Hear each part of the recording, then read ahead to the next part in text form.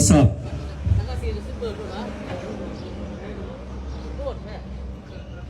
จะได้ไปส่งเขาแล้วฉันแทงโคตรพอเนาะจำว่าใส่กันไม่เดียวเนาะบอกก็จำว่าพูดนะสีสันว่าพูดนะ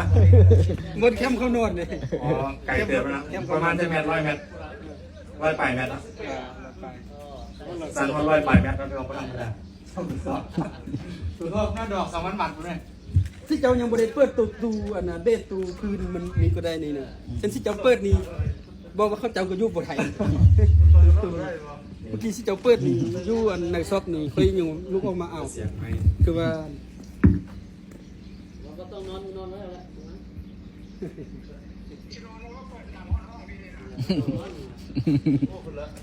อะไร1 2 3 4 5 6 7 8 9 0ทดสอบเช็ค1 2 3 4 5เฮ้เฮ้เฮ้เฮ้เฮ้1 2 3 4อะไร1 2 3 4 5 6 7 8 9 0ทดสอบอะไร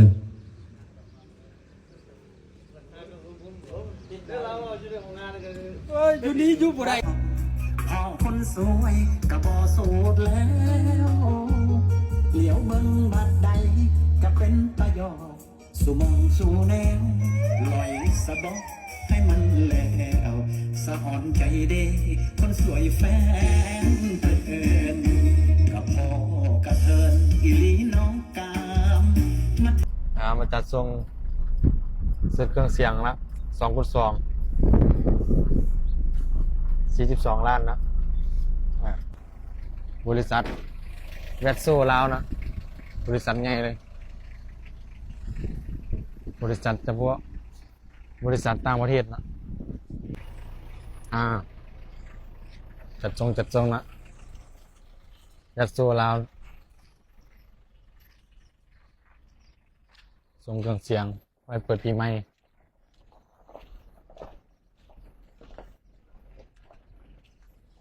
เปิดแต่ละปีกับเปิดอยู่บนนั้นนะโอ้เดินกว้างเติบระดับนี้ต้อง8x8หมดแล้วเนี่ยแล้วสุด2x2ในเพื่อนเอาตัวท็อปไว้นั่นจัดตัวท็อปเลย48 ล้าน2x2สุดกำปรุงครบนะ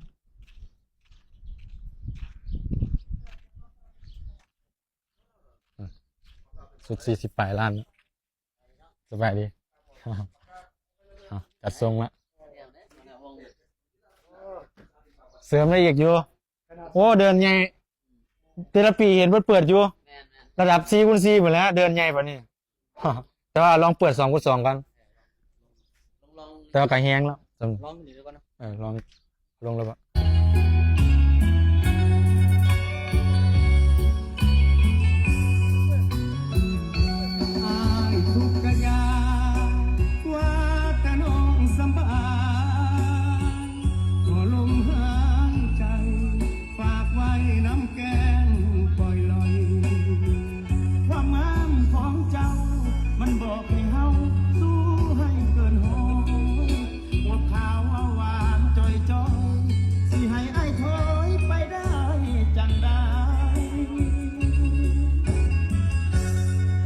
เกิดมาเพื่อหักสายเจ้าให้สิเว้ากับบ่สำคัญก็ชาตินี้นั้นไอ้เกิดมาตายแทนเจ้าได้ถ้ามีคนอยากทำร้ายเจ้าอ้ายขอเอาชีวิตอ้ายไปเพราะอ้ายมีทนบ่ได้ที่เห็นคนหักเจ็บปวดต่อหน้าต่อตา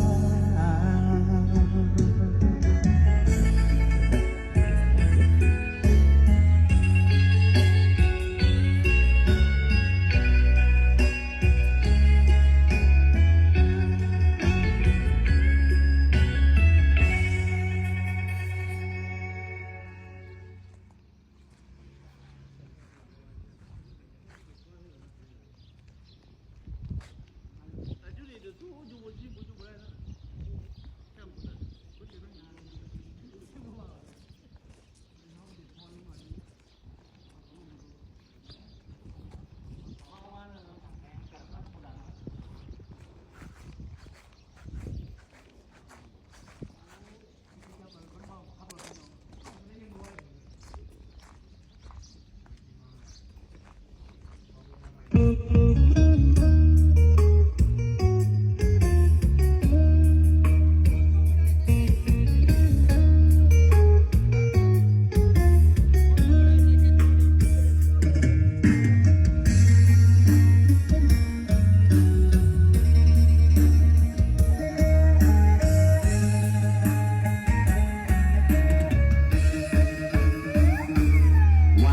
สนา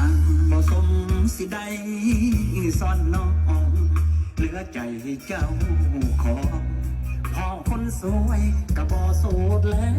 วเหลียวเบิ่งบัดใดก็เป็นตะยอสุมองสู่แนวลอยสะบอกให้มันแล้วสะอ่อนใจเด้คนสวยแฟนเตือนกับพ่อกระเทินอีหลีน้องกามมาเทพตรงตรงสเปนแต่บอกกล่าวว่าคือเจ้ามีผัวเลยได้แต่จองบอกเจ้าของบ่คุ้มตัวเป็นบ่าวสาวมาคนมีผัวไทยบ้านว่าสัว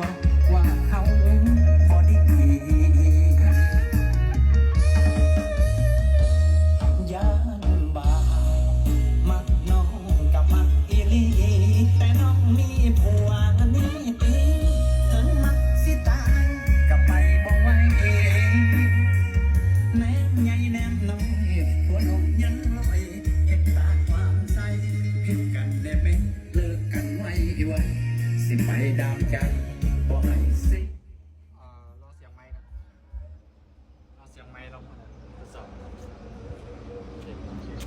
เช็คทดสอบเช็ค1 2 3 4เช็ค1 2 3 4เช็ค1 2 3 4 5อ่ะเลิก1 2 3 4 4 5ทดสอบเช็ค1 2 3 4 5ทดสอบ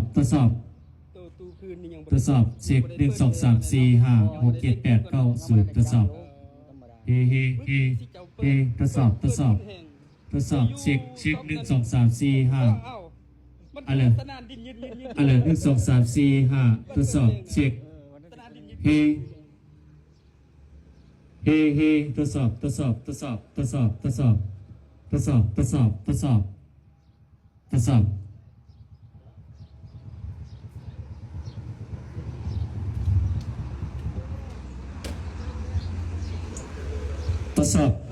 ังกะสีจะเปิดดูนะ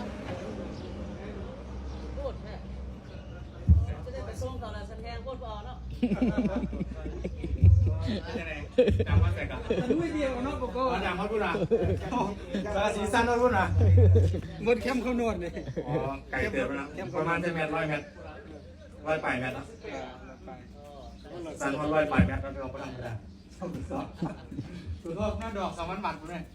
ที่เจ้ายังบ่ได้เปิดตูอันน่ะเบสตูคืนมันนี่ก็ได้นี่นะฉันสิเจ้าเปิดนี่บอกว่าเขาเจ้าก็อยู่บ่ไทยเมื่อกี้สิเจ้าเปิดนี่อยู่อันในซอกนี่เคยอยู่ลุกออกมา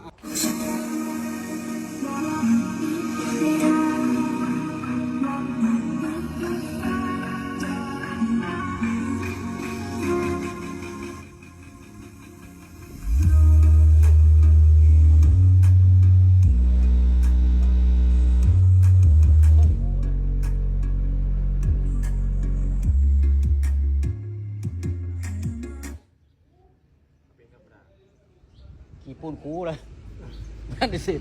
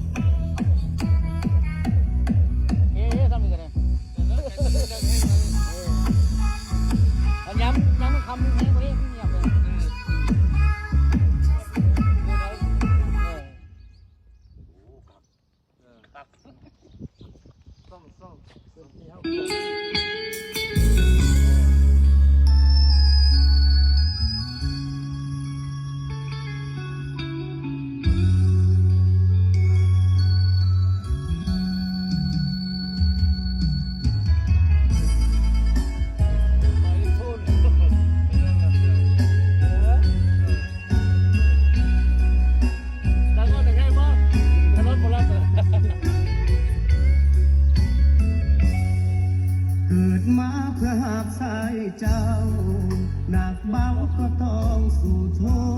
งสู่เพื่อคนที่อายหักก็คือน้องเจ้าคือผู้อยู่เบื้องหลังที่สั่งให้อายไปหาเงินทองได้เงินแล้วกลับมาหาน้องเพื่อสนองให้เจ้ากินดีขาดเงินยานเจ้าบอกเลยคุ้มเลิกปานใดก็ตนต้องอดทนมนไปเพื่อให้ได้ดี เส้นทางทำมาหากินอยากกว่าปีนภูเขาหลายทีหลายอุปสรรคมากมีแต่มีเจ้าอ่านสู่บ่ท้อ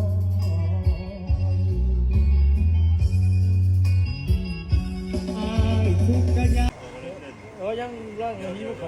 ทดสอบเช็ค1 2 3 4 5 6 7 8 9 10ทดสอบตลอดทดสอบ1 2 3 4 5 6 7 8เฮ้เฮ้เฮ้เฮ้เฮ้เฮ้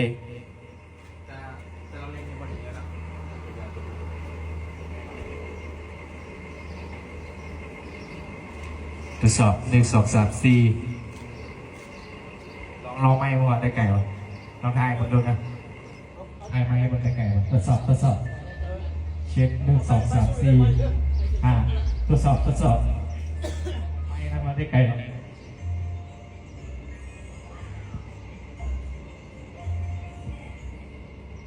ทดสอบ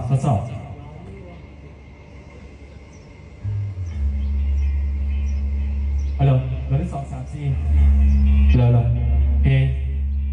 1 2 3 4 5 6 7 8 9 10ทดสอ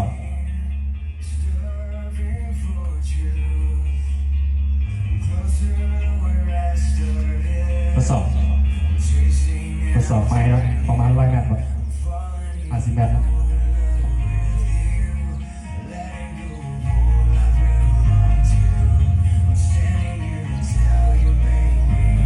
ทดสอบ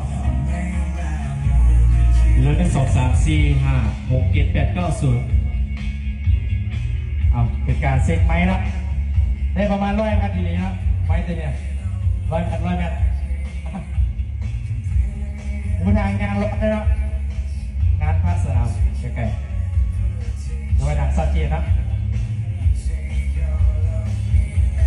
ดูเสียงไม้ดูดังไกล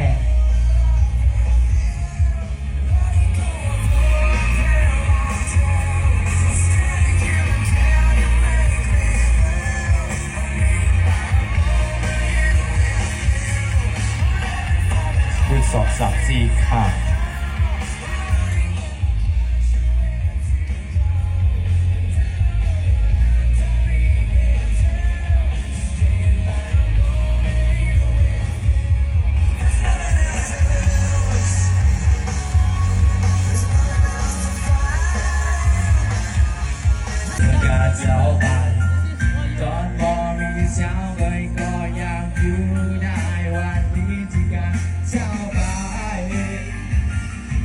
คงบอกได้เจ้าแม่งกันก็ยังน่าจะนั่งได้เจ้าบอกมีความหมายก็ขนาดนั้นเจ้าแม่งหัวใจเราได้เห็นเรื่องฉันกันถึงแม้เจ้าจะคิดอย่างแต่น้องไม่ใจเราก็ยังมี